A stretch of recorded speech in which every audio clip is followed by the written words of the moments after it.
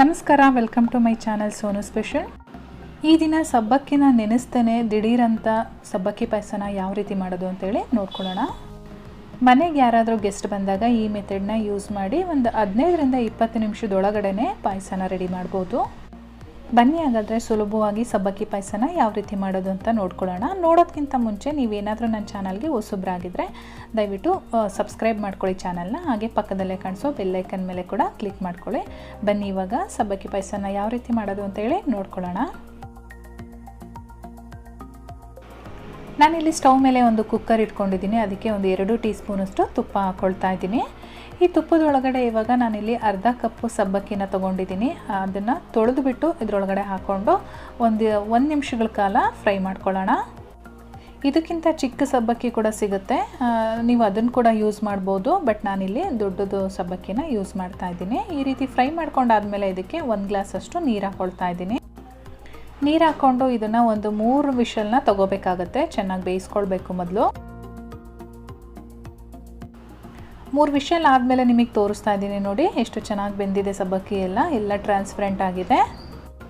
ಇವಾಗ ನಾವು ಯಾವ ಪಾತ್ರೆಯಲ್ಲಿ ಪಾಯಸ ಮಾಡ್ತೀವೋ ಆ ಪಾತ್ರೆಗೆ ಇದನ್ನು ನೀರು ಸಮೇತವಾಗಿ ಟ್ರಾನ್ಸ್ಫರ್ ಮಾಡ್ಕೊಳ್ಳೋಣ.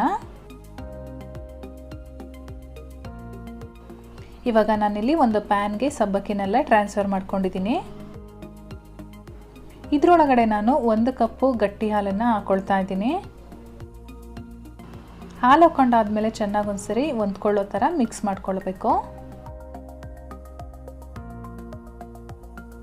ಇವಾಗ ನಾನು ಯಾವ ಕಪ್ಪಲ್ಲಿ ಸಬ್ಬಕ್ಕಿನ ತಾಂಡಿದ್ನೋ ಅದೇ ಕಪ್ಪಲ್ಲಿ ಅರ್ಧ ಕಪ್ಪು ಸಕ್ಕರೆ ಹಾಕ್ಕೊಂಡು ಹಾಗೆ ಇನ್ನೊಂದು ಅರ್ಧ ಕಪ್ಪು ಹಾಲನ್ನು ಕೂಡ ಸೇರಿಸ್ಕೊಂಡು ಮತ್ತೆ ಮಿಕ್ಸ್ ಮಾಡ್ಕೊಳ್ತಾ ಇದ್ದೀನಿ. ಮಿಕ್ಸ್ ಮಾಡ್ಕೊಂಡಾದ್ಮೇಲೆ ಇದನ್ನು ಸ್ಟವ್ ಆನ್ ಮಾಡಿಕೊಂಡು ಚೆನ್ನಾಗಿ ಕುದಿಸ್ಕೊಳ್ಬೇಕು.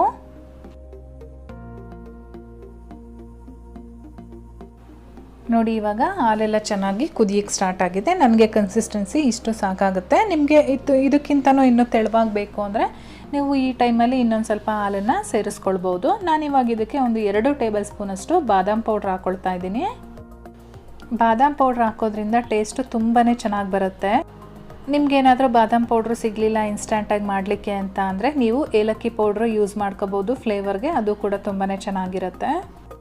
ಬಾದಾಮ್ ಪೌಡ್ರ್ ಹಾಕಿದ ಮೇಲೆ ಇದನ್ನು ಚೆನ್ನಾಗಿ ಒಂದ್ಸರಿ ಮಿಕ್ಸ್ ಮಾಡಿಕೊಂಡು ಮತ್ತೆ ಒಂದು 2 ನಿಮಿಷಗಳ ಕಾಲ ಕುದಿಸ್ಕೊಳ್ಳೋಣ. ಒಂದು 2 ನಿಮಿಷ ಆದಮೇಲೆ ನೋಡಿ ಇವಾಗ ರೆಡಿಯಾಗಿದೆ. ಕನ್ಸಿಸ್ಟೆನ್ಸಿನೂ ಕೂಡ ಕರೆಕ್ಟ್ ಆಗಿದೆ. ಈ ಟೈಮಲ್ಲಿ ನಾವು ಸ್ಟವ್ ಆಫ್ ಮಾಡಿಕೊಂಡು ಒಂದು ಸೈಡಲ್ಲಿ ಎತ್ತಿಟ್ಕೊಂಡಿರೋಣ. ಇವಾಗ ಒಂದು ಚಿಕ್ಕ ಬಾಣಲಿನ ಇಟ್ಕೊಂಡು ಅದಕ್ಕೆ ಒಂದು 2 ಟೀ ಸ್ಪೂನಷ್ಟು ತುಪ್ಪ ಹಾಕ್ಕೊಳ್ತಾ ಇದ್ದೀನಿ. ನಿಮಗೆ ತುಪ್ಪ ಎಷ್ಟು ಬೇಕು ನೋಡಿ ಹಾಕ್ಕೊಳ್ಬೋದು, ಇಷ್ಟೇ ಅಂತ ಏನಿಲ್ಲ. ಇವಾಗ ಇದಕ್ಕೆ ನಾನು ಗೋಡಂಬಿನ ಹಾಕ್ಕೊಂಡಿದ್ದೀನಿ. ಇದನ್ನು ಒಂದು 15ರಿಂದ 20 ಸೆಕೆಂಡ್ಗಳ ಕಾಲ ಈ ರೀತಿ ಫ್ರೈ ಮಾಡ್ಕೊಳ್ಳೋಣ. ಸ್ವಲ್ಪ ಫ್ರೈ ಆದಮೇಲೆ ನಾವು ದ್ರಾಕ್ಷಿನ ಸೇರಿಸ್ಕೊಳ್ಳೋಣ. ನೋಡಿ ಇವಾಗ ದ್ರಾಕ್ಷಿ ಗೋಡಂಬಿ ಎರಡೂ ಕೂಡ ಚೆನ್ನಾಗಿ ಫ್ರೈ ಆಗಿದೆ. ಈಗ ಸ್ಟವ್ ಸ್ವಿಚ್ ಆಫ್ ಮಾಡಿಕೊಂಡು ನಾವು ಡೈರೆಕ್ಟಾಗಿ ಪಾಯಸ ಮಾಡಿಟ್ಟಿದ್ದೀವಲ್ಲ ಅದರೊಳಗಡೆ ಟ್ರಾನ್ಸ್ಫರ್ ಮಾಡ್ಕೊಳ್ಳೋಣ.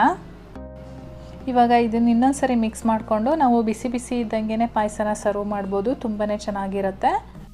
ಬಿಸಿ ಬಿಸಿ ಇಷ್ಟ ಆಗಲ್ಲ ಅಂತ ಅನ್ನೋರು ನೀವು ಫ್ರಿಡ್ಜಲ್ಲಿ ಇಟ್ಕೊಂಡು ಚಿಲ್ ಮಾಡಿಕೊಂಡು ಆಮೇಲೆ ಕೂಡ ಸರ್ವ್ ಮಾಡ್ಕೊಬೋದು.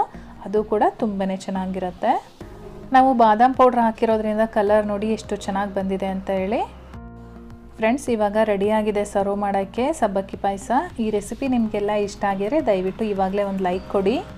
ಹಾಗೆ ನಿಮ್ಮ ಫ್ಯಾಮಿಲಿ ಮತ್ತು ಫ್ರೆಂಡ್ಸ್ ಜೊತೆ ಶೇರ್ ಮಾಡ್ಕೊಳ್ಳಿ. ನೀವಿನ್ನೂ ನನ್ನ ಚಾನಲ್ನ ಸಬ್ಸ್ಕ್ರೈಬ್ ಮಾಡ್ಕೊಂಡಿಲ್ಲ ಅಂದರೆ ದಯವಿಟ್ಟು ಸಬ್ಸ್ಕ್ರೈಬ್ ಮಾಡ್ಕೊಳ್ಳಿ. ನಾನು ಮತ್ತೆ ನಿಮಗೆ ಸಿಗ್ತೀನಿ ಇನ್ನೊಂದು ಈಸಿ ರೆಸಿಪಿಯೊಂದಿಗೆ. ಅಲ್ಲಿವರೆಗೂ bye bye, take care, thank you for watching.